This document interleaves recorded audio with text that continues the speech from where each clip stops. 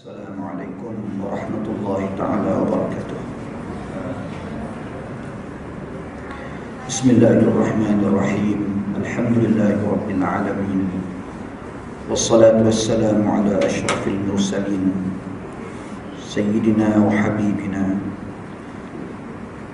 wa syafi'ina wa qudwatina Sayyidina Muhammad wa ala alihi wa sahbihi ajma'in. Rabbi shrah lana sudurana wa yassir lana umurana waftah alaina abwab al-fahmi wal-ilmi wal-hikmah kama fatahta ala anbiya'ika wa awliya'ika wa ibadika as-salihin.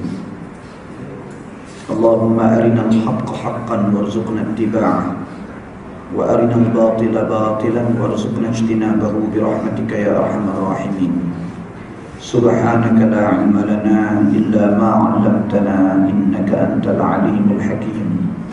Wa la hawla wa la quwwata illa billahil aliyyil azim. Wa ba'd. Bab yang kedua, alhamdulillah kita masuk pada bahagian bab yang kedua, petunjuk asasi bagi daulah yang dibina oleh Islam. Di antara perkara yang tidak diragui hakikat ialah Islam sebagaimana ia berusaha untuk membina individu yang saleh, keluarga yang saleh dan masyarakat yang saleh. Ia juga berusaha untuk membina daulah yang saleh. Jadi bukan semata-mata individu, bahkan sehingga kepada daulah, kerajaan yang soleh. Daulah dalam Islam bukanlah suatu gambaran yang sama dengan bentuk negara yang dikenali oleh dunia sebelum zaman Islam atau selepasnya. Sesungguhnya ia adalah sebuah negara yang berbeza dengan semua negara selain Islam, berbeza dengan matlamat, manhaj, ciri dan sifat khususnya. Kerana apa? Kerana Islam itu adalah celupan daripada Allah Subhanahu wa ta'ala, Sibghatullah. Apabila ia adalah celupan Allah, sudah tentu ia memiliki perbezaan yang menjadi penanda aras kepada keistimewaan, ketinggian Islam, yang menjadikan ia unik, jauh berbeza, tidak ada persamaan dengan sistem-sistem politik ataupun daulah kerajaan yang lain daripada Islam. Ini perlu kita fahami dan perlu kita yakini, kerana ia adalah datangnya daripada wahyu. Sibghatullah, celupan Allah. Celupan ni kata ulama, Allah menggunakan perkataan sibghah. Anda dah bagi salam ke belum ni? Dah bagi salam dah? Ya, aku tu mengajar tak bagi salam. Sibghah. Sibghah ni maknanya celupan, seperti pakaian atau kain yang putih yang dicelup dengan warna. Maka warna yang asing itu akan meresap dan merubah identiti kain tersebut.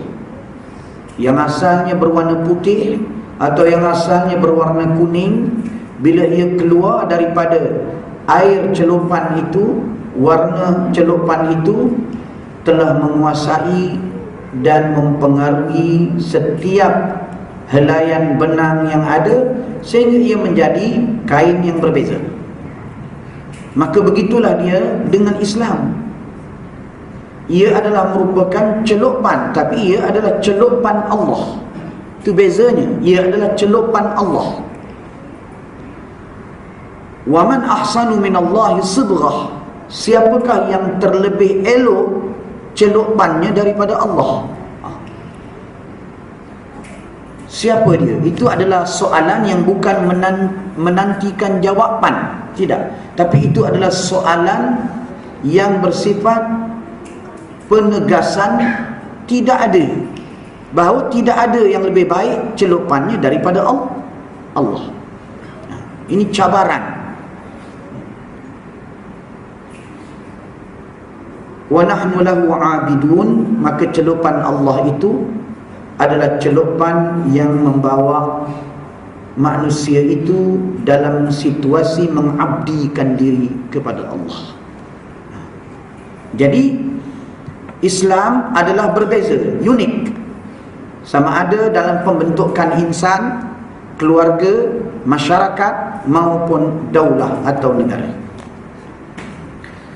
Oleh itu, bagaimana daulah Islam itu? Daulah Madaniyah yang rujukannya adalah Islam. Sesungguhnya ia bukanlah negara keagamaan atau dipanggil teokrasi. Jadi dia dalam teori politik kenegaraan ni banyak. Antaranya ialah teokrasi, kerajaan yang berdasarkan kepada iaitu penguasaan ahli-ahli agama.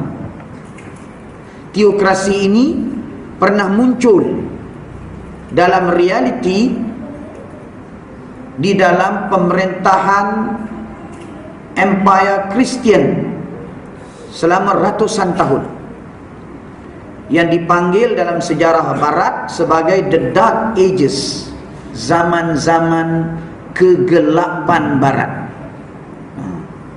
yang diperintah berdasarkan kepada konsep teokrasi yang mencengkam bahu ataupun hati manusia atas nama hak ketuhanan. Islam bukan agama teokrasi, bukan daulah teokrasi, bukan. Ini disebut awal-awal lagi bagi membuang keraguan yang ada di dalam pemikiran umum bahawa apabila Islam itu juga menyeru kepada membentuk sebuah daulah atau kerajaan, maka sudah tentulah ia juga menjadikan pemerintahnya, teras kepimpinannya kepada ahli-ahli agama. Nak tolak benda tu awal-awal lagi, bahawa ia tidak berdasarkan konsep tersebut, kerana konsep itu adalah konsep yang dipanggil teokrasi yang penuh dengan kezaliman. Jadi ia bukanlah sebuah negara ala pendeta ataupun tokoh agama yang mendakwa mereka mewakili kehendak pencipta dalam urusan keduniaan makhluk, ataupun mewakili kehendak yang di langit untuk dilakukan terhadap penduduk bumi.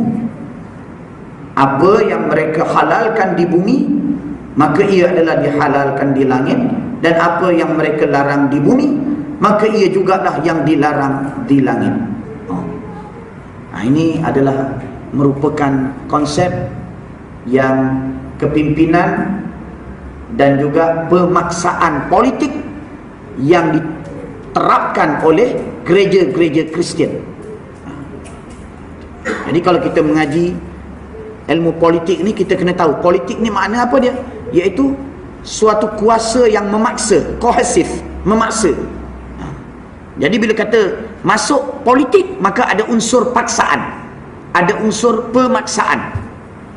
Sebab tu kalau kita belajar dalam ilmu politik, contoh kita kata ekonomi, ekonomi yang normal, yang itu melalui kita panggil medium mencari kekayaan, melalui medium ekonomi yang normal, perniagaan dan sebagainya. Tapi ada juga medium mencari kekayaan, tidak melalui urusan ekonomi, tetapi mencari kekayaan dengan merampok kekayaan masyarakat dengan kuasa yang ada.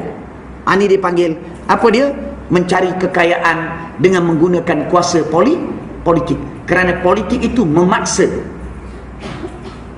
Jadi dalam hal ini mereka menggunakan hujah-hujah bahawa pemerintahan mereka itu mendapat restu daripada langit, perundangan yang mereka tetapkan dan mereka arahkan mendapat restu daripada langit. Apa yang mereka kata boleh, itulah yang dikatakan boleh di langit. Apa yang mereka kata tidak, itulah yang dikatakan tidak di langit. Maka pemerintahan seperti ini sudah tentu tidak ada mempunyai pilihan memberi pandangan dan pendapat, kerana ia dianggap menyalahi pendapat dan juga pandangan ketentuan hukum daripada langit.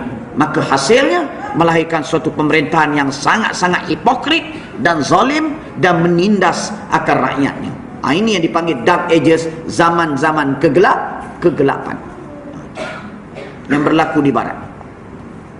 Jadi orang bila sebut Islam pun nak buat pemerintahan, maka orang jadi takut.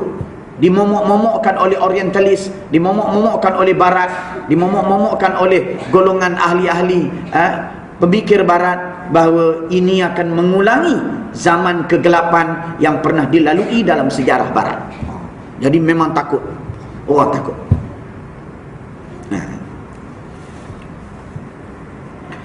Jadi Al-Imam Al-Qaradawi menafikan ia bukanlah sebuah negara ala pendeta, tidak. Ia sebenarnya adalah sebuah daulah madaniyah yang diperintah dengan Islam. Makna negara sivil.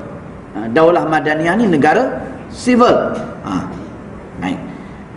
Berdiri di atas bai'ah dan syura, iaitu perjanjian antara rakyat dan pemimpin, dan berdiri di atas konsep permesyuaratan, memilih pemimpinnya dari kalangan mereka yang gagah dan amanah, pemelihara dan bijaksana. Pemimpin mempunyai ciri-ciri yang positif untuk menjadi pemimpin yang baik, yang melindungi rakyatnya, subjek yang dipimpin. Sesiapa yang kehilangan syarat kekuatan dan ilmu atau syarat amanah dan penjagaan, maka dia tidak layak untuk menjadi pemimpin kecuali dalam keadaan yang darurat, yang terpaksa, yang membenarkan perkara yang ditegah dilaksanakan. Jadi ini dipanggil negara ni apa ni? Ini negara madaniyah, iaitu negara sivil. Apa makna negara sivil? Iaitu negara yang berdasarkan kepimpinan masyarakat, yang dipanggil sebagai, kita panggil yang tidak ada campur tangan langsung daripada langit, iaitu yang memimpinnya adalah manusia, yang memimpinnya adalah rakyat, negara rakyat oleh rakyat, tetapi berpandukan kepada syariat Islam. Berbeza dengan sistem teokrasi, tidak, yang memimpinnya golongan elit yang dipilih oleh Tuhan. Itu dia. Yang tak boleh dicabar dikri dan juga hukum yang mereka keluarkan. Jadi jauh berbeza, sangat jauh. Dalam negara madani yang dibawa oleh Islam, pemimpin itu mesti memenuhi syarat-syarat ni. Syarat-syaratnya bukan dengan mendakwa dia golongan elit, dia golongan apa kita panggil Brahmin, ataupun dia golongan padri dan sebagainya. Tidak. Syaratnya ialah syarat-syarat yang menjadi apa kita panggil syarat-syarat rasional, yang boleh difahami bagaimana syarat itu perlu bagi mewujudkan kepimpinan yang baik. Apa dia? Iaitu mempunyai daripada sudut sifat amanah, mempunyai sifat kecerdikan, mempunyai sifat kita panggil al-quwah, iaitu gagah. Gagah ni boleh jadi al-quwah dari sudut ilmu, professionality dan kepandaian dan sebagainya. Maka kena ada syarat-syarat ini. Bila ada syarat-syarat ini, maka dia layak menjadi pemimpin.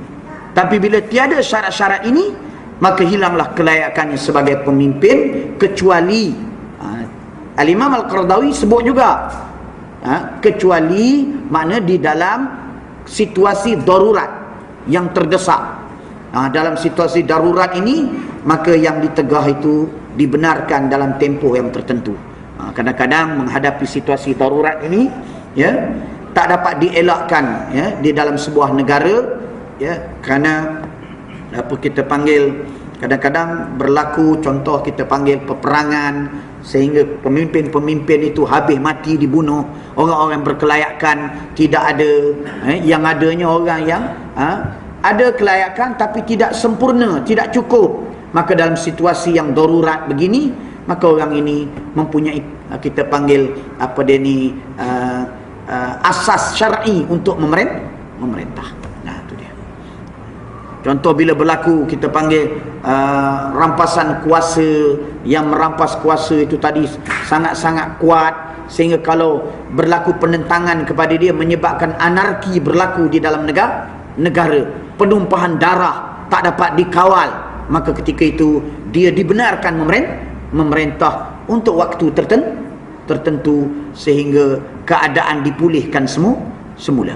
Jadi perkara-perkara ini perkara darurat, ya. Adapun asas kepimpinan politik Islam, daulah Islam, ialah berdasarkan kepada syarat dan ciri-ciri kepimpinan itu tadi, dan sistem berdasarkan permusyawaratan. Ini adalah merupakan daulah madaniyah. Islam dengan kefahamannya yang sahih dan pelaksanaannya yang sebenar tidak kenal istilah tokoh agama, rijaluddin, yang dikenali dalam masyarakat agama yang lain. Setiap orang Muslim adalah tokoh agamanya. Yang ada dalam Islam ialah ulama-ulama yang pakar dalam ilmu-ilmu Islam. Mereka hampir serupa dengan ulama-ulama akhlak, falsafah dan undang-undang di dalam masyarakat yang lain. Hubungan ulama-ulama ini dengan negara ialah mereka hendaklah memberi nasihat. Tak mesti mereka memerintah. Bukan menjadi hak privilege mereka. Bila mana mereka ulama, maka privilege mereka memegang tampuk kekuasaan. Tidak. Bukan. Apabila mereka menjadi ulama, maka bukan privilege mereka untuk memegang kuasa.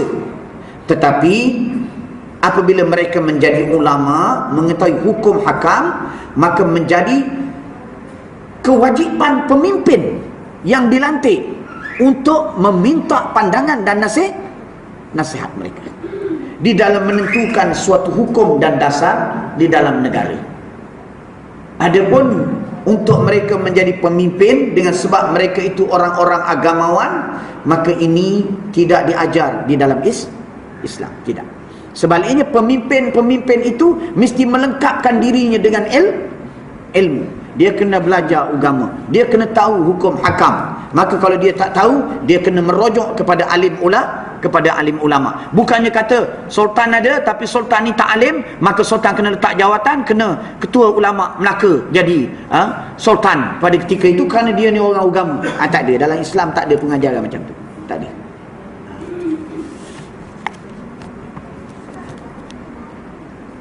Ini adalah kerana kewajipan setiap orang Muslim, dan ia adalah lebih wajib kepada mereka yang berilmu agar negara itu berjalan menurut landasan Islam yang sahih, melaksanakan kebenaran, menghapuskan kebatilan, menghalalkan yang halal, mengharamkan yang haram. Juga wajib ke atas mereka untuk melakukan amar ma'ruf dan nahi mungkar, melarang daripada kemungkaran dengan cara yang hikmah, nasihat yang baik, dan tidak takut celaan orang yang mencela demi melaksanakan perintah Allah. Wajib ke atas negara Islam yang sebenar untuk membantu mereka melaksanakan kewajipan memberi nasihat, dakwah, amar ma'ruf dan nahi mungkar. Nah, ini kena dilakukan secara kolektif. Kolektif.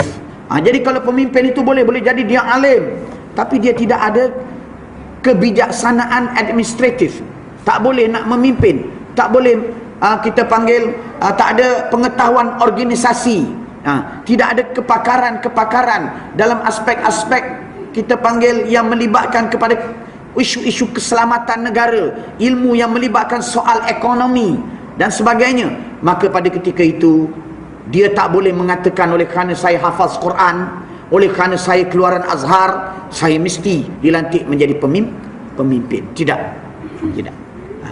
Sebaliknya pada ketika itu dipilih orang yang memiliki syarat-syarat yang paling sempurna dan yang paling tinggi daripada sudut syarat-syarat itu, yang memilikinya yang layak menjadi pemimpin.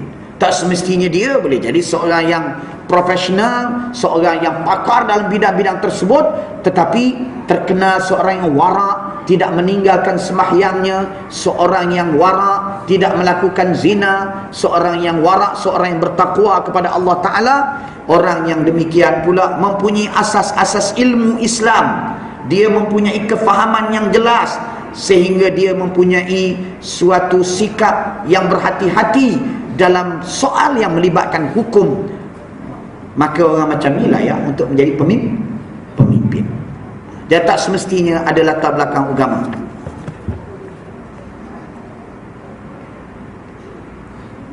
Sepatutnya dibentuk satu komiti ataupun mahkamah tinggi, perlembagaan yang dibentangkan kepada mereka setiap ketetapan undang-undang dan sistem agar tidak muncul apa yang bertentangan dengan Islam. Itu yang kata dikawal oleh ahli majlis syura atau suatu badan yang secara kolektif, bagi memastikan perjalanan negara itu berdasarkan Islam sepenuhnya, bukan yang terletak kepada individu pemimpin itu, tidak. Baik, tidak muncul apa yang bertentangan dengan Islam yang mengakibatkan terpisahnya Al-Quran dengan pemerintahan yang telah diberikan amaran tentangnya oleh hadis Nabi yang mulia. Dengan itu akan berjalanlah ilmu dan pemerintahan seiringan dan tidak akan berlaku pemisahan antara keduanya yang telah banyak berlaku dalam sejarah, di mana ulama berada di satu sudut dan pemerintah pada sudut yang lain. Mereka hanya mendekati para penyair, pemuji dan yang seumpamanya. Bahkan pada prinsipnya pemerintah Muslim hendaklah alim dengan hukum syarak. Itu salah satu syarat dia. Mesti alim tentang hukum syarak dan mampu mencapai kedudukan ijtihad dalam mengetahui hukum sebagaimana para khulafaur rasyidin dan mereka yang berjalan menurut jejak mereka. Sesungguhnya mereka adalah para pemimpin, serentak imam, serentak fuqaha dan mujtahid. Oleh itu para fuqaha telah ijma' untuk mensyaratkan sifat ijtihad terhadap para khalifah dan hakim. Mana yang nak jadi hakim negara, yang nak jadi khalifah, para ulama tetap meletakkan syarat, dia mesti mencapai tahap mampu berijtihad. Tidak diterima mereka yang tidak memiliki syarat ini kecuali di dalam bab turun daripada kedudukan yang tinggi, yang ideal kepada realiti yang lebih rendah. Kerana apa? Sebagaimana zaman kita ni dipanggil hukum darurat. Tak boleh kita nak cari orang yang mampu berijtihad. Ada boleh jadi dia mampu berijtihad, tetapi oleh kerana zaman kita ni ilmu terlalu luas, dan dunia telah menjadi satu, dan hubungan ekonomi telah menjadi kompleks dan macam-macam lagi yang dia tak tahu benda-benda tu. Maka kalau dia boleh berijtihad dari sudut hukum syarak, tapi dia tidak mempunyai suatu gambaran yang tepat tentang perjalanan dunia pada hari ini, ekonominya dan sebagainya, maka ini boleh membawa kepada keputusan yang silap. Keputusan yang silap yang merugikan. Contoh kita ambil. Tadi baru yang berhormat Husam Musa bagi ucapan di Melaka tadi. Hari ini straight program kuliah duha waktu pagi. Lepas tu straight pergi program convention parti di Bandar Melaka. Lepas tu dengan student. Lepas tu malam ni straight datang ke sini. Nasib baik ada sahabat saya tolong drive dengan kereta Camry dia. Kita nak beli Camry tak larat, ya? Lainlah kalau bagi 1000 sekali kuliah, ada juga peluang nak beli Camry, ya? Jadi tak larat kita minta Tuan Haji tolong drive dah Tuan Haji. Dia pun insya-Allah tak ada masalah, dia pun letih juga tu. Ya. Jadi apa kata Datuk Usam? Dia cerita beberapa contoh. Dia panggil keputusan politik yang silap. Keputusan politik yang silap. Kena minum ya. Ada air.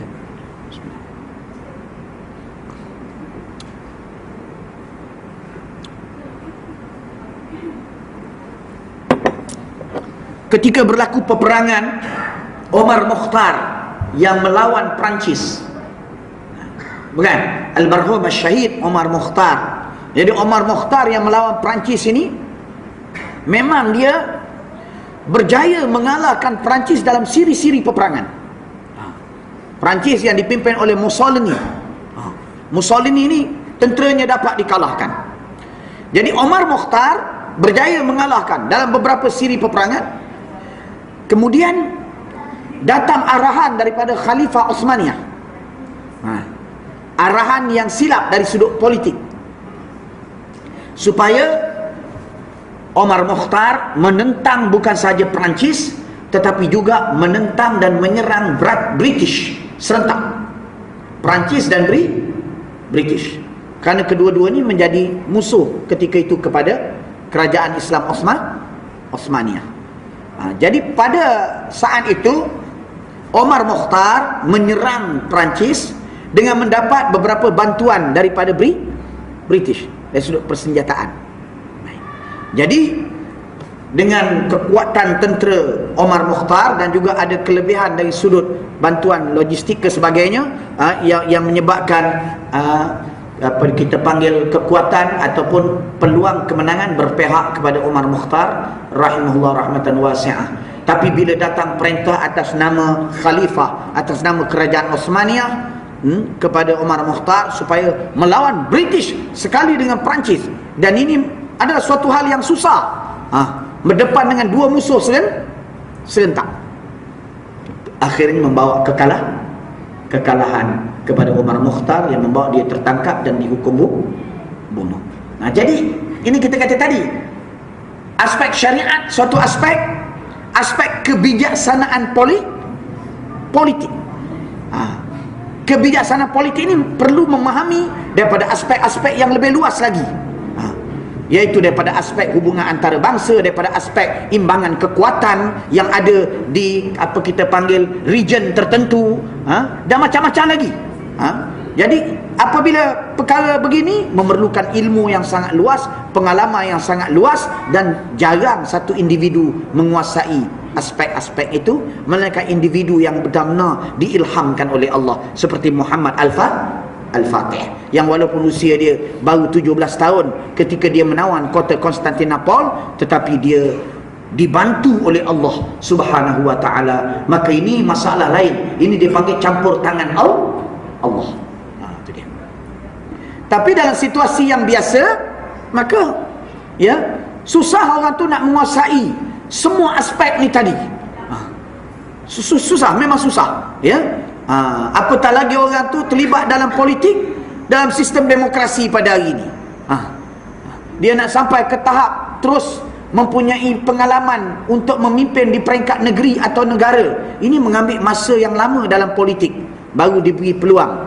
Maka pengalaman dia dan ilmu dia dalam mentadbir negeri dan negara itu, walaupun pengalaman dalam politik panjang, pengalaman mentadbir pendek, kebijaksanaannya tidak tajam, maka menyebabkan dia mesti memerintah secara kolektif. Jadi boleh jadi dia bijak dari sudut syariatnya, tapi dari sudut kemampuan mengeluarkan keputusan politik yang bijak, dia lemah. Begitulah juga seperti yang berlaku di Syria.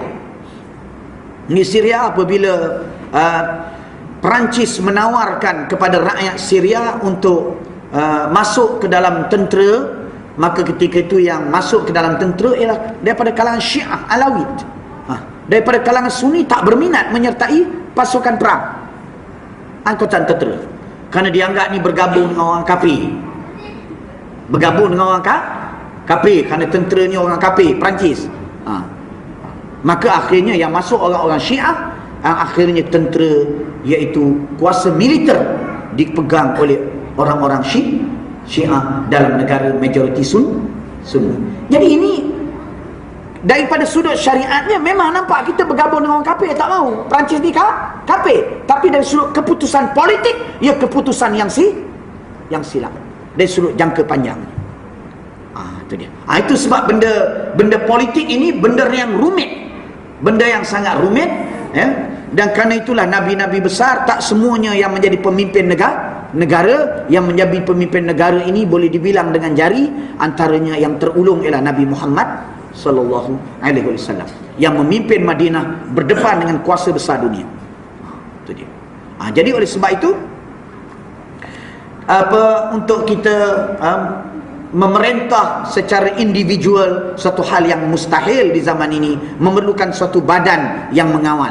Kalau macam di Amerika, Kongres yang mengawal. Maka kalau kita perlu ada badan yang panggil syura, yang mengawal perjalanan negara secara kolektif, supaya perjalanan negara tidak tergelincir dari panduan ilmu, tidak menyeleweng daripada syariat, dalam keadaan pemimpin yang memimpin mempunyai kebijaksanaan politik yang paling tinggi. Ini kalau tercapai di dalam negara kita atau negara dunia Islam pada hari ini adalah suatu mod kepimpinan Islam yang sangat-sangat baik, yang akan memberi suatu contoh yang luar biasa kepada dunia tentang keunikan kepimpinan politik Islam. Jadi kalau begitu, jelaslah sistem politik Islam bukan sistem politik teokrasi, bukan. Bukan sistem politik yang memberi kepercayaan kepada seorang ustaz, seorang lebay yang dengan kelebayan dan keustazannya maka dia mempunyai kuasa mutlak untuk mengatakan boleh dan tak boleh. Tidak. Tetapi dia dikawal dan diteliti dan ditilik pandangan-pandangan dan pemikirannya itu berdasarkan suatu badan yang lebih tinggi yang dipanggil syura. Itu memang kaedah Islam. Syura berhak menegur khalifah.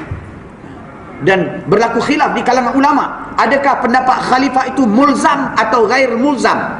Adakah pendapat khalifah itu mesti dilaksanakan atau tak mesti dilaksanakan? Itu dia. Jadi dalam hal ini bukan, minta maaf, adakah pendapat syura itu mesti dilaksanakan atau tidak mesti dilaksanakan oleh khalifah? Maka sebahagian jumhur ulama mengatakan bahawa mesti dilaksanakan oleh khalifah. Makna khalifah tunduk kepada syura. Khalifah tidak berhak membuat satu keputusan yang menyalahi syura. Bila syura kata begini, kita serang negeri ini, khalifah tak boleh bagi pandangan yang berbeza kerana berdepan dengan pendapat syura. Syura itu mulzim atau mulzam. Jadi ini bukan negara teokrasi, ini negara madani. Tu konsep tu kita kena jelas supaya kita tidak mudah merasa ragu dan merasa lemah semangat dalam perjuangan untuk mengemukakan dan menawarkan kepimpinan politik Islam kepada dunia dan kepada negara kita. Jangan teragak-agak. Kita jangan teragak-agak. Sebab Islam ni ada konsep yang jelas dari sudut politik, bukan meraba-raba, tidak. Itu dia.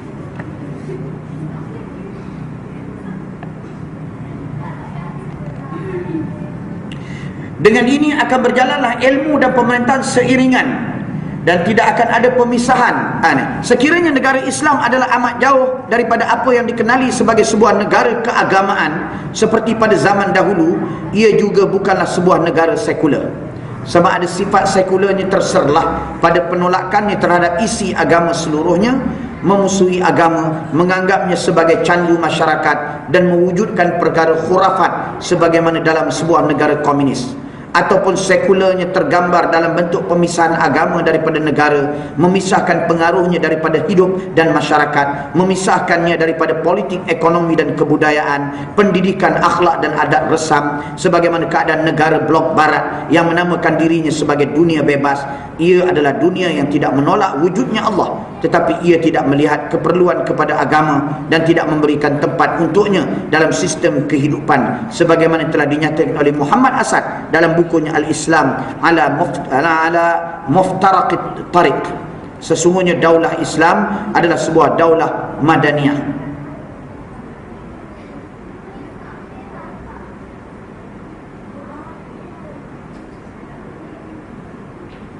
Sesungguhnya daulah Islam adalah sebuah daulah madaniyah yang menjalankan hukum-hukum langit di bumi dan memelihara perintah dan larangan Allah di kalangan manusia. Dengan ini ia layak mendapat bantuan Allah dan diberikan kekuasaan di bumi. Tanpa perkara ini ia kehilangan alasan untuk wujud dan terus kekal. Firman Allah Subhanahu wa taala, "Wa la yansurannallahu man yansuruh, innallaha laqawiyyun aziz." Alladzina immakkannahum fil ardi aqamus salata wa atawuz zakata wa amaru bil ma'rufi wa nahaw 'anil munkar. Maksudnya, dan sesungguhnya Allah akan menolong sesiapa yang menolong agamanya. Sesungguhnya Allah Maha Kuat lagi Maha Kuasa, iaitu mereka umat Islam yang jika kami beri kepada mereka kekuasaan memerintah di bumi, nescaya mereka mendirikan sembahyang dan memberikan zakat, dan mereka menyuruh berbuat kebaikan serta melarang dari melakukan kejahatan dan perkara yang munkar. Lantas sebuah daulah Islam, kalau sekalipun berlaku penyimpangan daripada beberapa hukum, ia tetap tidak berubah menjadi sebuah negara sekular sebagaimana yang diamalkan di dunia moden pada hari ini. Negara sekular yang memang memisahkan langsung hubungannya daripada sumber-sumber wahyu sebagai panduan dalam pemerintahan. Jadi maknanya konsep politik kepimpinan Islam ini adalah sangat unik Maka dengan sebab itulah ya, konsep kepimpinan Islam ini tidak ada sebarang persamaan dengan pahaman teokrasi ataupun pahaman sekular. Ini dia panggil daulah madaniyah. Itu dia. Daulah madaniyah, kerajaan sivil tapi berdasarkan kepada wahyu, kepada syariat Islam. Jadi kita di Malaysia pada hari ini, apa dia? Kita teokrasi tidak, sekular. Kita adalah negara sekular di Malaysia pada hari ini. Jadi untuk kita nak buang aspek sekular ini, ialah kita mesti mewujudkan suatu badan yang akan mengawal perjalanan dan dasar-dasar negara ini agar tidak gelincir daripada ilmu dan tuntutan syariat. Badan yang dianggotai oleh para ulama dan pakar-pakar yang berada di dalam negara, yang akan memastikan setiap dasar yang dikemukakan menguntungkan negara dan rakyat. Badan ini dipanggil syura, Majlis Permesyuaratan, yang berdasarkan Islam. Jadi kita dikejutkan dengan berita di Brunei baru-baru ni, yang merupakan sebuah negara kita panggil kesultanan yang berdasarkan pada sistem monarki, tetapi menerima nasihat daripada para ulama yang menasihati sultan supaya melaksanakan hukum Islam, hukum hudud. Jadi Sultan Brunei mengejutkan kita bahawa keazamannya beberapa bulan atau tahun sebelum itu dia mengeluarkan arahan supaya hukum hudud dilaksanakan. Rupa-rupanya adalah arahan yang serius, sehingga akhirnya ia betul-betul apa kita panggil di enactmentkan ataupun dijadikan undang-undang yang terpakai dan berjalan berkuat kuasa di negara Brunei Darussalam. Jadi maknanya benda tu boleh buat, tetapi mesti ada political will, kehendak dan keinginan politik. Sebab apa political will? Sebab dengan political will ni dia boleh paksa undang-undang ni dilaksanakan. Jadi kalau ustaz-ustaz ataupun pendakwa-pendakwa tak boleh, dia tak ada political will. Dia hanya boleh cadang, dia hanya boleh nasihat. Tapi kalau tak nak dibuat dan dilaksanakan, maka benda tu hanya tinggal cadangan dan nasihat. Tetapi pemimpin, dia ada kuasa, dia ada polis, dia ada tentera, dia ada pegawai-pegawai dia ada kekuatan ekonomi dan sebagainya. Maka bila dia nak buat, maka benda tu akan menjadi kenyataan, political will. Jadi Sultan Brunei dia ada political will, tapi bukan kerana sistem tu lebih baik daripada sistem demokrasi. Kalau kita tengok, ada pula raja-raja yang lain yang tak ada political will, maka tak dilaksanakan sistem dan perundangan Islam. Maka mesti ada political will daripada pemimpin itu. Jadi Brunei akan melaksanakan hudud. Dahlah dia kaya dengan minyak, melaksanakan pula syariat. Jadi pandai pemimpin dia memimpin negaranya yang sudah tentu ini seperti yang dijanjikan oleh Allah dan Rasul sallallahu alaihi wasallam, janji yang benar. Walau anna ahlal qura amanu wattaqau la fatahna alaihim barakatin minas sama'i wal ard. Kalau penduduk negeri itu beriman dan taat, kami akan buka kepada mereka pintu-pintu keberkatan. Barakatin minas sama, iaitu bukan satu keberkatan, keberkatan yang sangat banyak daripada langit dan bumi, kekayaan, kesehatan dan macam-macam lagi akan dibuka oleh Allah kepada penduduk yang melaksanakan ketaatan dan syariat Allah Ta'ala itu. Jadi untunglah kerajaan ini. Dahlah kerajaan kecil, kaya pula. Jadi perbezaannya dengan kita ialah kerana dia ada political will. Maka kalau rakyat negara ni ada political will, maka dia akan memilih pemimpin-pemimpin yang akan melaksanakan misi dan keinginan rakyat melaksanakan syariat Allah Ta'ala. Jadi ini sangat penting kita fahami bahawa apa yang menjadi dasar politik Islam ini atau daulah Islam ini adalah relevan dan boleh dilaksanakan, tetapi terpaksa berdepan dengan political will daripada rakyat itu, nak atau tidak. Maka kalau ada pandangan yang mengatakan bahawa dalam Islam tak ada politik, mengatakan bahawa dalam Islam ni tak ada politik, jadi ini pandangan yang tak betul. Kerana Islam ini telah diperintah sejak 1400 tahun di bawah suatu naungan kuasa politik yang sangat besar, empire yang sangat luas. Yang kita ni hanya berapa tahun? 89 tahun saja terpisah daripada kuasa politik. 89 tahun apabila jatuhnya Khilafah Osmaniyah pada tahun 1924. Baru je, tak sampai 100 tahun pun. 89 tahun. Tiba-tiba kalau ada orang berkata bahawa tak ada politik dalam Islam, ini memang betul perkataan yang kita panggil tak boleh nak buat PhD dengan master lah, kita panggil. Tak boleh nak buat PhD dengan master, assignment pun tak boleh buat. Kena buang dalam baku sampah aja perkataan macam tu. Dan kita tak mahu perkataan yang bersifat baku sampah ini menjadi panduan dan pegangan umat Islam, memalukan kita. Itu dia. Kita nak pandangan yang realistik, yang praktikal, yang ada sandaran dia berdasarkan sejarah, hukum dan perundangan. Nas, bukannya pandangan jadi kita panggil hearsay dan caca marba, mengikut sesuka hati. Kalau orang Melayu Islam pegang pandangan macam tu, kacau bilau lah kita. Itu dia.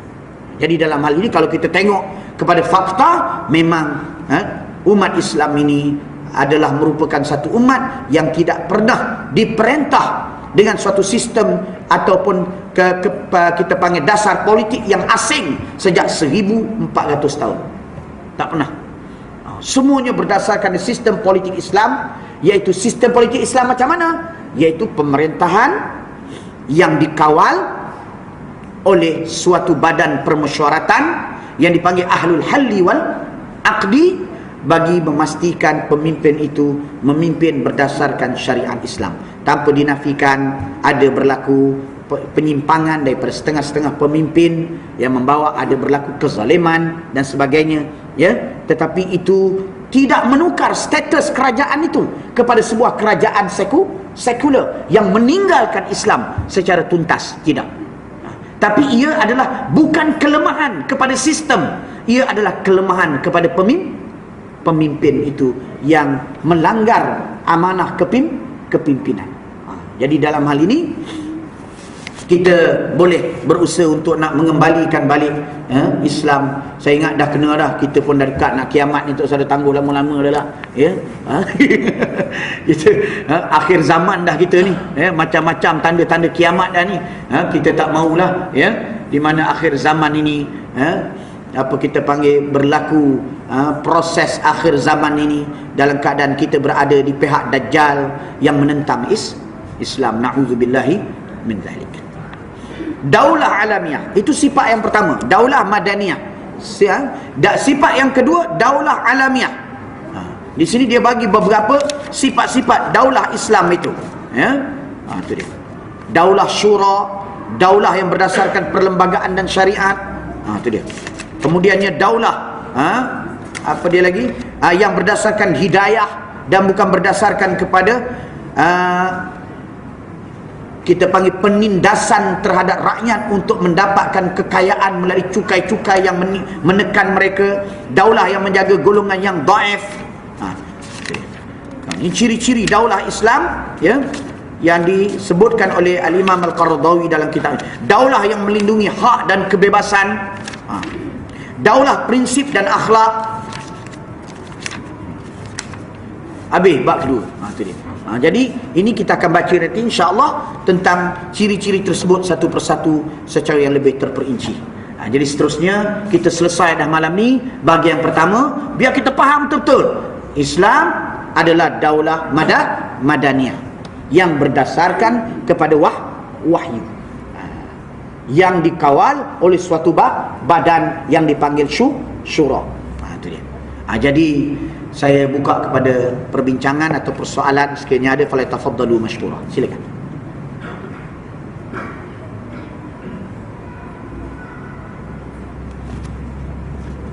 Silakan. Silakan.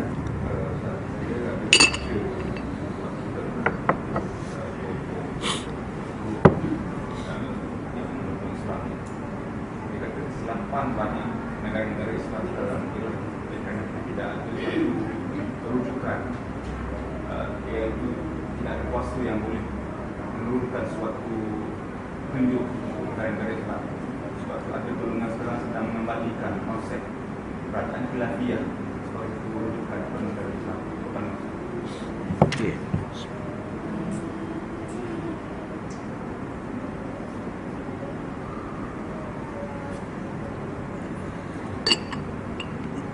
Ya betul, daripada satu aspek memang benar bahawa dunia Islam pada hari ini seperti anak yatim yang tak ada suatu badan di peringkat antarabangsa yang benar-benar bertanggungjawab, yang mempunyai kuasa, ya, untuk melaksanakan apa kita panggil keputusan-keputusan mereka.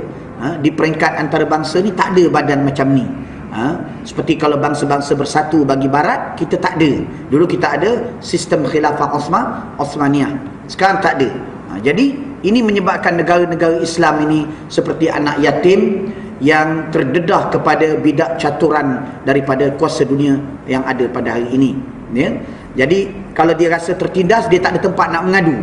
Macam Malaysia kalau terpaksa menerima suatu dasar ekonomi Amerika yang menguntungkan Amerika, maka dia sajalah berbincang sama-sama dia. Kalau berasa tak larat terpaksa ikutlah.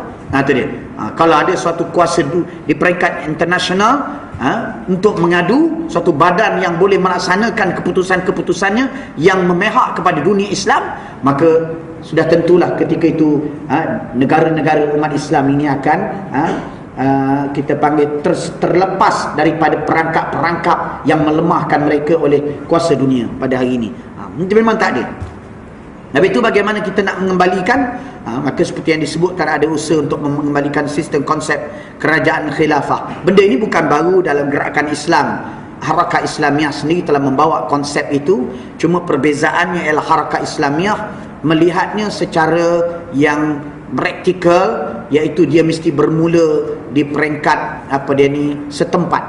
Dia mesti mewujudkan kerajaan Islam di peringkat setempat. Contoh kita panggil negeri Melaka, negeri Selangor, negeri Kelantan. Itu dia. Ini di peringkat sebuah negara.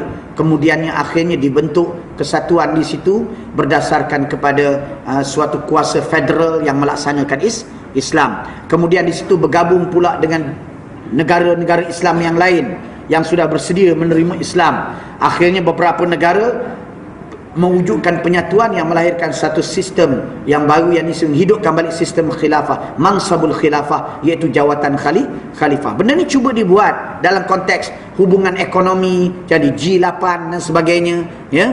Dan macam-macam lagi, tapi diganggu oleh barat dan macam-macam lagi, ya, menyebabkan cita-cita untuk mewujudkan dia panggil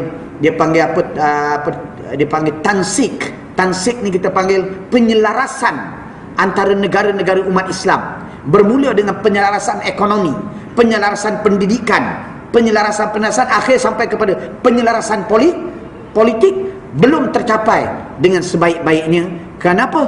Kerana negara-negara ni pun masing-masing mempunyai kiblatnya yang berbeza. Ini kiblat kepada Rusia, ni kiblat pada Amerika, yang ni kiblat kepada yang sini, yang kiblat sana. Maka akhirnya penyelarasan itu tak menjadi kenyataan, kerana penyelarasan itu diambil kira untung rugi, sepakatan kepada negara-negara ini, kiblat masing-masing.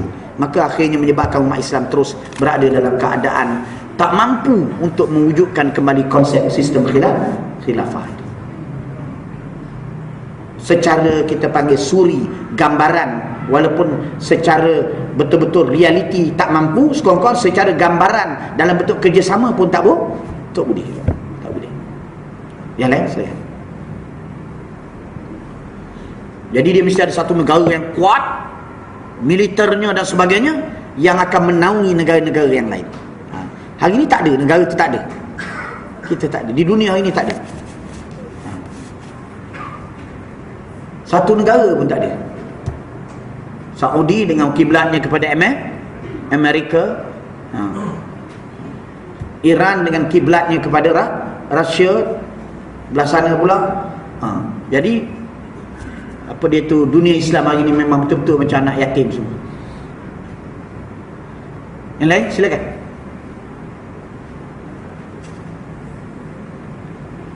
Tapi kita jangan putus asa, kita kena start dalam negara kita lah. Kalau Malaysia ni boleh naik sebagai sebuah kerajaan daulah Islamiah, Madaniyah, Majmu' yang bersifat kita panggil pluralistik, yang menghimpunkan berbagai-bagai bangsa yang menerima Islam.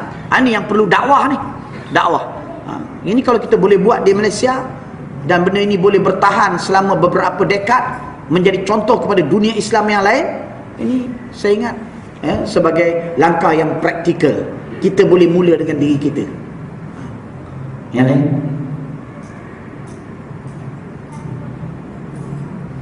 Tapi awal-awal sendiri Perdana Menteri kita kata dah, kita tidak akan melaksanakan hudud. Awal lagi dia dah keluar kenyataan, kita tidak akan melaksanakan hudud. Memang kita duka cita betul. Ke mana pergi mufti, ke mana pergi qadi, ke mana pergi pegawai-pegawai agama yang ada, kepada pergi jakim, ke mana pergi maim, ke mana pergi habis segala im ujung-ujung ni, mana pergi dia, senyap aja.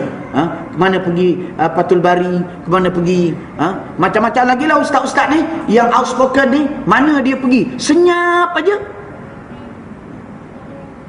Mana dia pergi dalam isu Syiah meletup pam.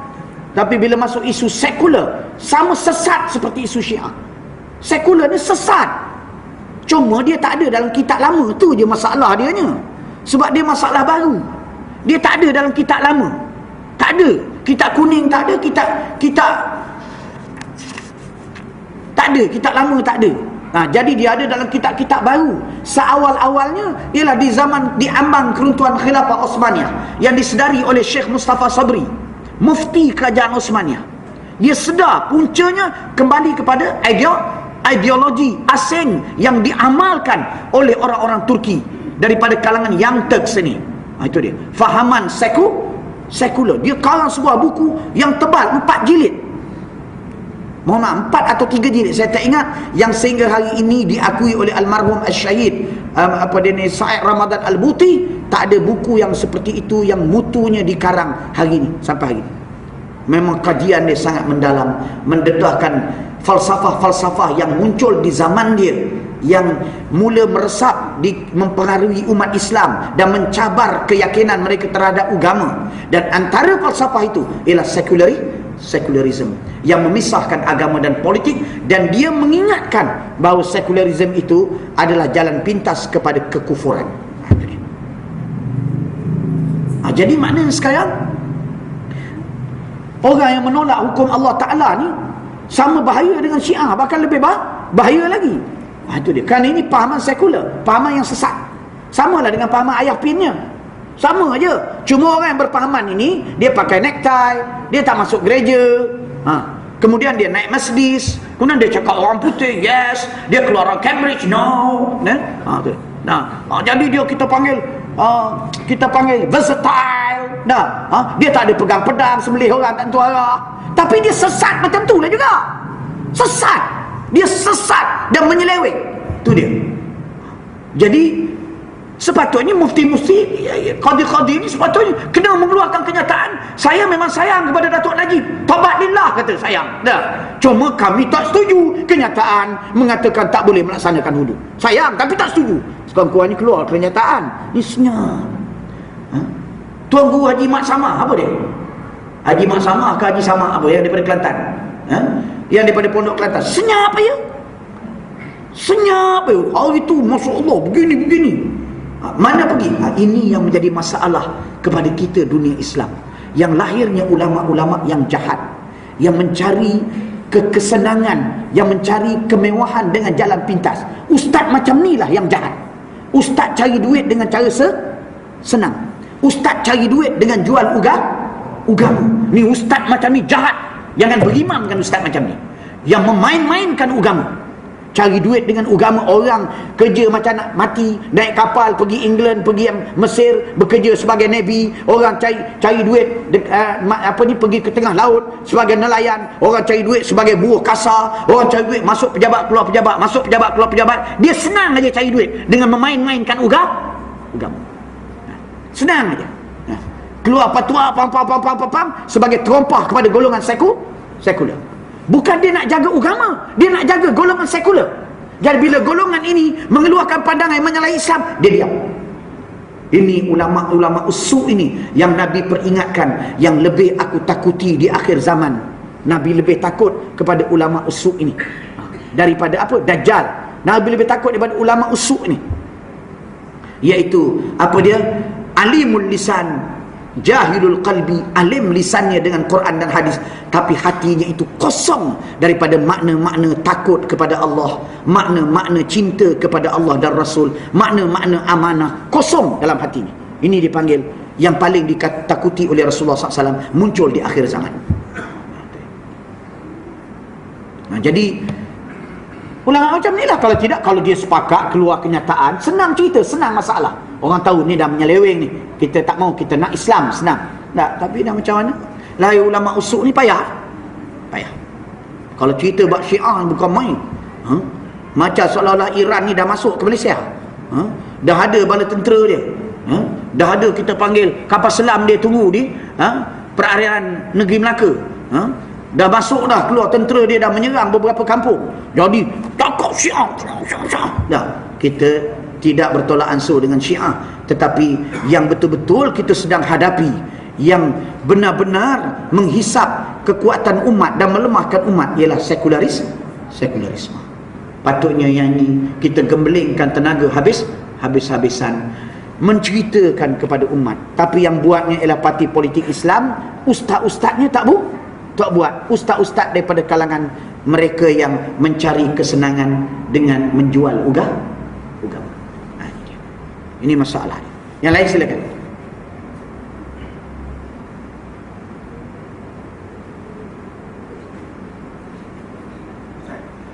Ya. Macam mana? Bagaimana pula hukum orang-orang yang mendukung sekuler? Sedangkan sembahyang, mereka dah imam, tapi masih lagi bersekutu dan mendukung. Allah, di dalam hadis riwayat Imam Ibnu Majah, di dalam Sahih, di dalam Sunan Ibnu Majah, menyebut orang yang terlibat dengan bid'ah ini tak diterima oleh Allah. Sembahyangnya tak diterima, puasanya tak diterima, sedekahnya tak diterima, hajinya tak diterima, wala sarfan wala adlan, jihadnya tak diterima, semua amalannya tak diterima oleh Allah. Mereka yang berpegang dengan suatu pahaman yang dipanggil bid'ah, yang beramal dengan bid'ah. Apa makna bid'ah? Iaitu suatu ajaran, suatu i'tiqad, suatu amalan yang dinisbahkan ianya sebagai dibenarkan oleh syariat, tetapi tidak mempunyai sumber dan dasar di dalam Al-Quran dan hadis, ijma' dan qiyas. Dia kata benda ni tak salah. Boleh faham tak ni? Benda ni diakui oleh agama, dibenarkan oleh agama, tetapi sebenarnya tidak ada sebarang dalil dan sandaran. Ni bid'ah. Orang yang pegang pahaman macam ni ditolak semua amalannya, tak dipakai oleh Allah Ta'ala. Jadi bukan benda main-main.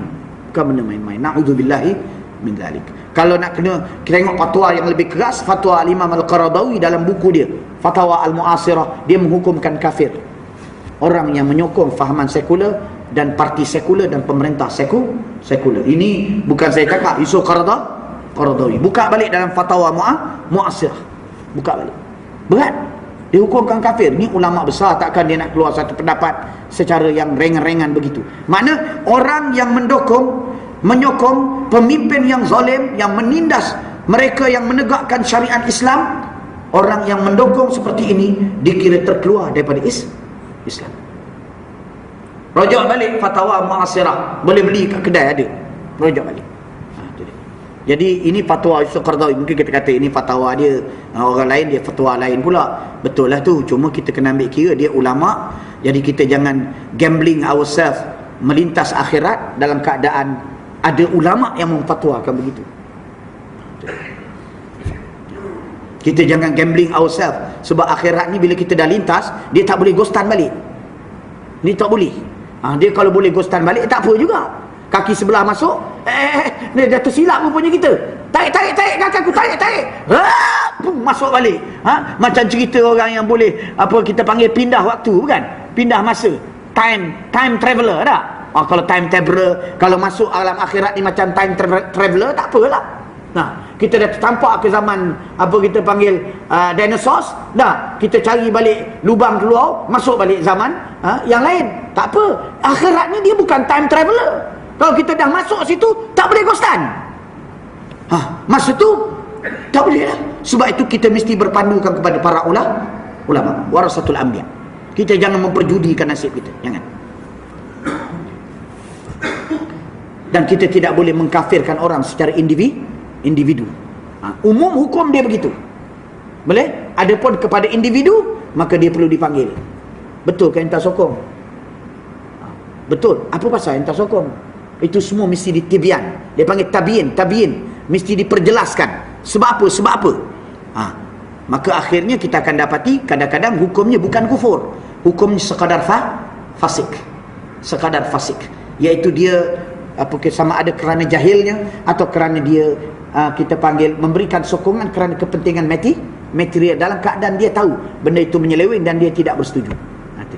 Jadi dalam hal ini hukum umumnya, fatwa umumnya seperti disebut oleh Imam Al-Qardawi. Adapun jangan tuan-tuan pakai fatwa ni, tuan-tuan pun kata ini memang dah ni paki kafir, kata. Jangan, ya, saya tak kata begitu. Ya. Yang lain?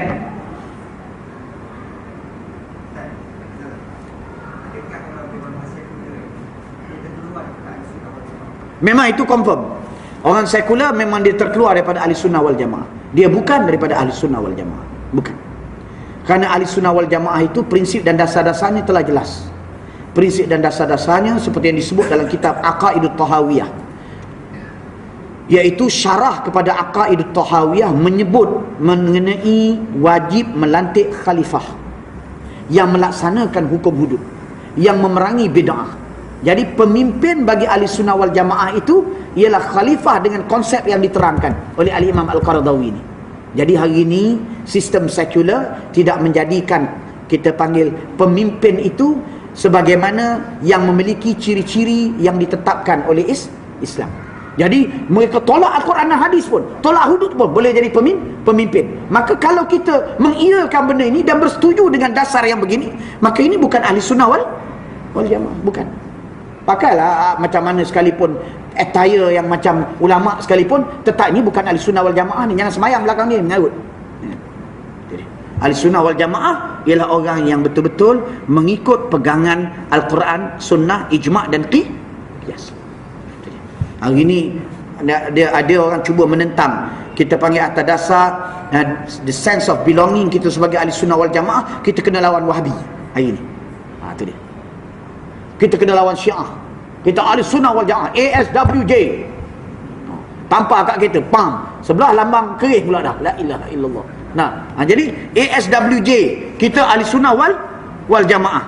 Tapi kerana dia tak faham apa dia ahli sunnah wal jamaah itu, maka akhirnya kita tengok dia akan letak lambang-lambang yang menyalahi dengan pendirian ahli sunnah wal jamaah.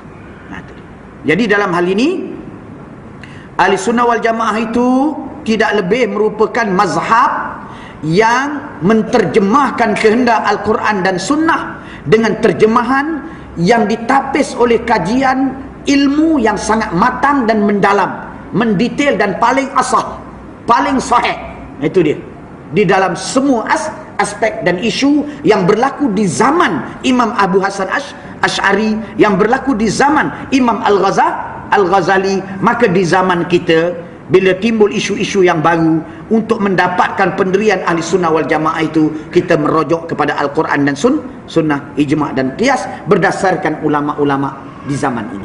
Maka kalau kita tengok ulama-ulama di zaman ini, maka mereka itu dengan jelas, seperti kalau tak nak pakai Al-Qardawi, dia kata Al-Qardawi Wahabi, contoh kita kata, mengapa tak nak pakai apa dia ni, Syekh Mustafa Sabri? Itu memang tak ada pertikaian dah. Ini bukan Wahabi, ini mufti kerajaan Osmaniyah. Mengapa tak pakai yang dia mengatakan pahaman agama suku, politik suku ini jalan pintas kepada kekufuran? Mengapa tak pakai cakap dia? Ini double standard yang berlaku di kalangan setengah ulama usuk di zaman kita. Itu dia. Dia tak mau sentuh yang bagi makan dekat dia. Dia tak mau sentuh. Yang memberikan kesenangan kepada dia, pada akal dia tak mau sentuh. Tetapi yang melibatkan kepada kita panggil Wahabi, Syiah ni yang tak ada kaitan dengan soal-soal material dan sebagainya ini serang habis-habisan, menampilkan segala dalil dan ilmu, menggali segala kitab, tu dia. Tapi bila melibatkan golongan sekular, dia berdiam diri saja, cakap tu melepaskan batuk di tangga saja. Sedangkan Syekh Mustafa Sabri, dia bukan Syiah, dia ahli sunnah wal jamaah, dia bukan Wahabi, dia ahli sunnah wal jamaah, telah menulis secara jelas, black and white, dalam bukunya Al-Iman wal Aqlu, dengan jelas bahawa fahaman yang memisahkan agama dan politik adalah fahaman yang merupakan jalan pintas kepada kekufuran. Itu jelas. Jadi kalau kita tak nak ikut ulama, tak tahulah kita di akhirat besok kita berani memperjudikan diri kita, tak apalah, nak buat macam mana. Yang lain silakan. Silakan.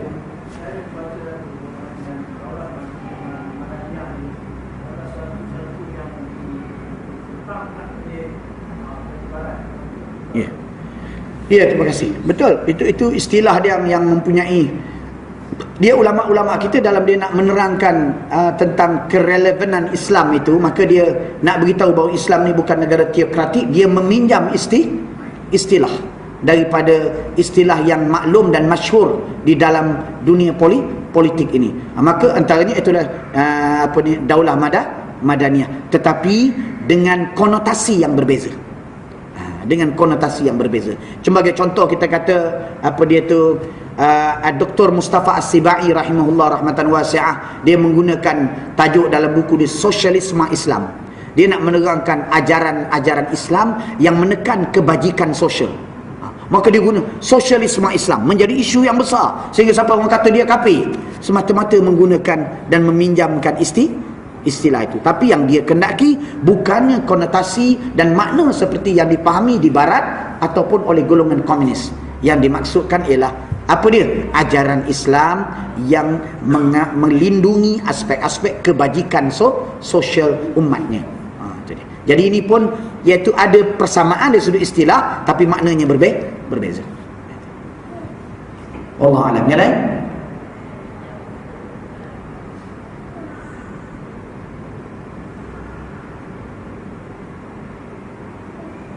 Kalau kita yang diguna Ahkamus Sultaniyah dah. Sebab negara Islam ni dulu dia berdasarkan selepas Khulafaur Rasyidin dan negara Al-Mulukiyah, maknanya berdasarkan raja. Tapi walaupun berdasarkan raja, tunduk kepada sistem syura dan permusyawaratan. Jadi dia nak kata monarki pun tidak, dia nak kata Islamik 100% pun macam Khulafaur Rasyidin pun tidak. Jadi maknanya kita panggil menyebabkan dalam usaha nak menyatakan sifat kerajaan Islam ni terpaksa meminjam istilah tu tadi. Kalau Maududi lagi pula, demokrasi Islam, dia panggil istilah dia Maududi, teodemokrasi. Teodemokrasi. Itu dia. Jadi kerajaan agama oleh rakyat kepada rakyat. Jadi ini masalahnya apa ni? Nak cari istilah. Istilah tu, nak guna istilah yang boleh dipahami oleh dunia moden. Lain?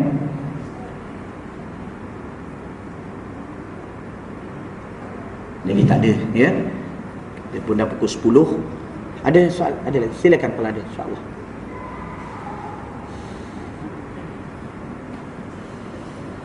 Jadi kalau tak ada, tuan-tuan yang dirahmati Allah, muslimat senyap aja. Ada soalan? Tak ada? Tak ada, ya? Kalau tak ada, silakan tak.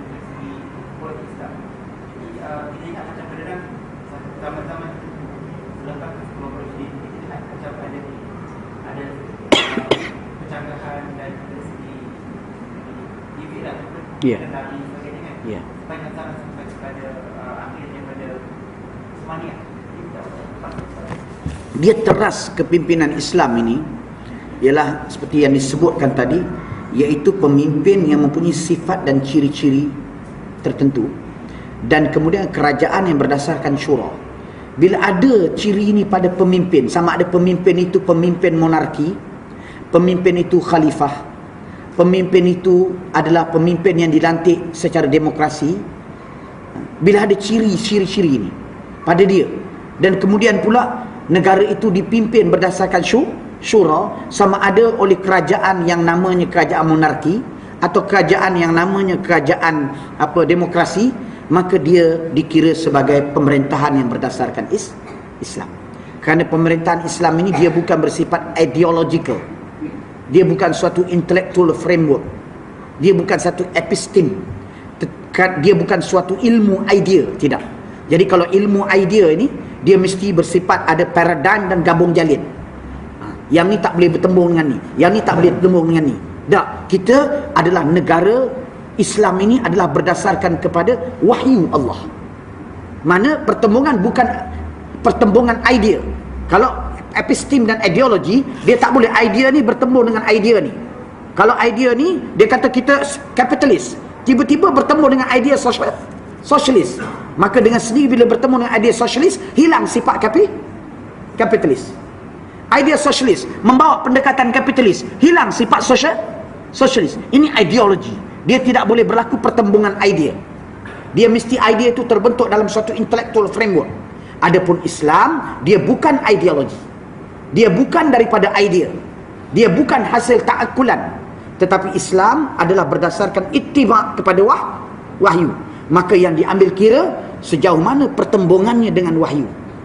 Maka kalau tidak bertembung dengan wahyu kerana memenuhi syarat-syarat yang dikehendaki wahyu, tak kira sama ada batang tubuh pemimpin itu pemimpin dalam demokrasi, pemimpin dalam sistem monarki, pemimpin dalam sistem khilafah, maka ia dikira menepati Islam dan dikira as-sah dan mu'tabar, diterima dan syar'i. Itu dia. Walau bagaimanapun, memang daripada kepimpinan ini, era kepimpinan Khulafaur Rasyidin itu adalah yang terbaik. Itulah zaman emas Islam. Mengapa dia dikira terbaik? Mengapa dia dikira terbaik? Kerana pada zaman Khulafaur Rasyidin itu adalah zaman yang telah diingatkan oleh Nabi SAW, Al-Mahdiyin, iaitu para Khulafaur Rasyidin Al-Mahdiyin. Mereka itu terbaik kerana dasar politik mereka itu telah dijamin oleh Rasulullah berdasarkan hidayah dan pedoman petunjuk Allah Ta'ala. Itu dia. Adapun selepas daripada zaman mereka, ya, kalau ada maka menepati Islam lah, kalau tak ada berlaku deviation. Tapi zaman Khulafaur Rasyidin completely tip top, ianya memang berdasarkan Islam. Sebab itu kita disuruh menjadikan perbuatan Khulafaur Rasyidin sebagai salah satu sumber hukum. Boleh. Tapi raja-raja lain tak boleh ambil sebagai sumber hukum. Boleh. Wallah. Jadi kita bukan ideologi, kita adalah agama. Hari ini yang jadi kacau bilau hari ini, antara sebabnya ialah pemikir-pemikir yang bercakap atas nama Islam mengadaptasi pendekatan ideologi dan pendekatan falsafah dalam membahas isu yang berkaitan Islam. Kacau bilau jadi. Itu dia. Sebab apa? Pendekatan yang berbeza. Jadi akhirnya dia akan keluar pendapat, ini pendapat Qardawi, ana ada pendapat ana sendiri. Boleh? Dia kata ini pendapat Qardawi, ana pendapat ana sendiri. Qardawi mengaji 4 PhD contoh kita ada. Ana tak ada PhD tapi ana ada pandangan ana sendiri. Itu dia. Jadi memberi pandangan sendiri ini, ana ada pandangan ana. Enta ada pandangan enta. Ana rijal, enta pun rijal. Ini bukan ajaran Islam. Ini adalah dipengaruhi oleh falsafah. Kerana falsafah dia tidak ada keyakinan. Everyone can give his idea. And there is no absolute truth. No absolute truth. Oleh sebab itu, everything is nak sebut apa? Preponderantly ke macam mana? Preponderantly beli lidah. Makna dia nak tahu absolute truth tak boleh. Cuma yang mana lebih benar, yang mana kurang benar. Itu dia. Tetapi kita agama tidak. Kita mempunyai sandaran yang yakini. Kalau zonni pun zonni yang yakini, yang absah untuk beramal. Bukan zonni macam dalam falsafah. Itu dia. Kita zonni yang ada pengiktirafan daripada Allah dan Rasul. Falsafah zonni yang tak ketahuan hala. Boleh mana ni? Jadi bila orang bawa pendekatan falsafah dalam berfikir tentang soal agama, ini yang jadi akhirnya setengah-setengah golongan yang ada latar belakang pengajian bukan Islam. Boleh? Pengajian yang bersifat sains dan sebagainya, apatah lagi pengajian bersifat sosial, maka dia cuba membawa perbahasan tentang Islam itu dengan kacamata falsafah. Akhirnya timbullah dia kata apa dia ni, saya walaupun saya apa dia ni kita panggil tak tutup aurat, saya berjoget dan sebagainya, saya tetap semayang, serta I'm still a Muslim, begini-begini. Dia tak tengok bahawa perkara-perkara itu sudah menyalahi syariat. Jadi pandangan dia di bidang itu tidak boleh dipakai. Boleh ni? Kenapa? Menyalahi syariat. Jadi golongan yang membawa pendekatan macam ni mengelirukan masyarakat.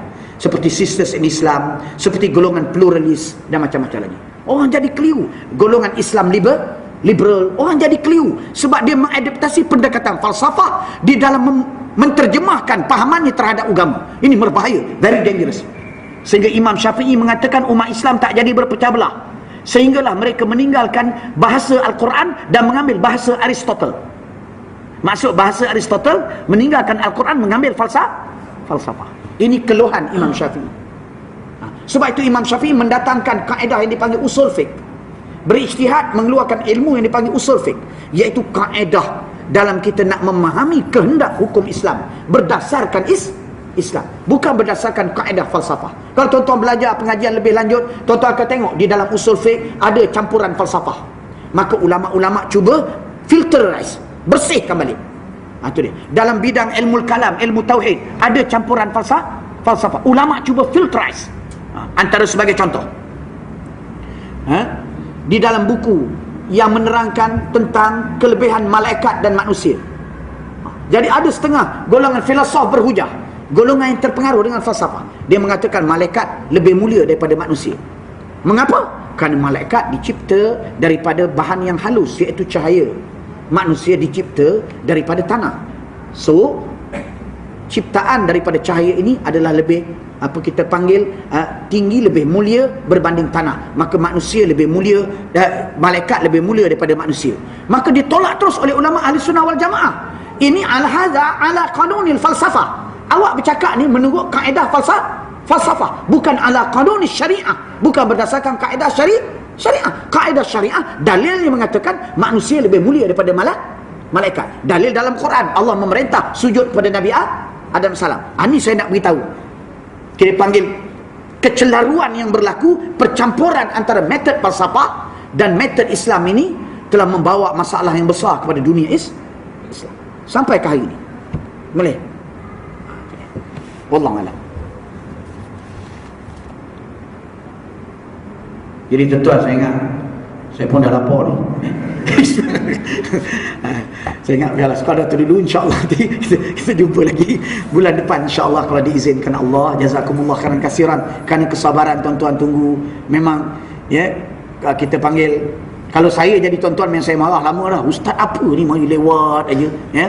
Tapi kerana tuan-tuan ni lebih baik daripada saya lagi, dia tuan-tuan sabar tunggu. Jazakumullah khairan katsira. Sebab memang orang Selangor advance jauh daripada orang Melaka lah. Selangor ni jauh advance dia. Orang Melaka sekarang dah berubah dah. Dia mula minat pada ilmu bila Ustaz Azhar turun, majlis ilmu turun, ustaz-ustaz selebriti turun. Oh, dah penuh dah masjid sekarang ni. Melaka dah berubah dah. Very different dibanding 13 tahun yang lampau. Itu dia. Jadi kalau orang Melaka nak balik, dia kena banyak berdoa, takut cultural shock. Ini Melaka ke mana jadi dah berubah dah, alhamdulillah. Walau bagaimanapun jauh berbeza dengan advance yang ada di Selangor ni. Ala kulli doakanlah perkembangan Melaka ni akan terus meningkat ya, insyaallah. Jazakumullah khairan katsira. Mohon maaf, aku qouli hadza wa astaghfirullahal azim li wa lakum wa sallallahu ala sayyidina Muhammadin wa ala alihi wasallam. Alhamdulillahirabbil alamin. Wassalamu alaikum warahmatullahi taala wabarakatuh. Subhanakallahumma wa bihamdika asyhadu an la ilaha